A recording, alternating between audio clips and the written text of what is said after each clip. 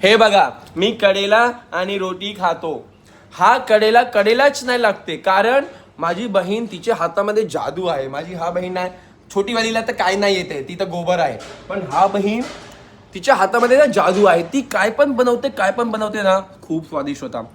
तुझे लग्न होऊन तू जिथे जाणार ना खाणं बनवण्यासाठी, ते खूप खुश होणार. हा तेचसाठी तू जाणार.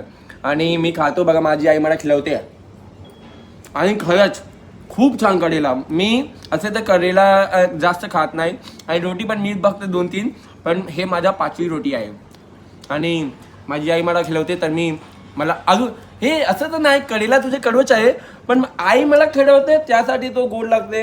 असे तर होऊ शकते, कारण माझी आई मला काय पण खिलवते ना तर मला अच्छा वाटते.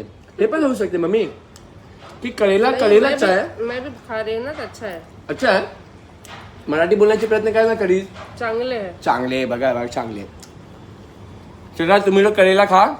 माझे तोंडात जादा झाले. तुम्ही लोक खा करेला आणि हेल्दी राहा. बाय.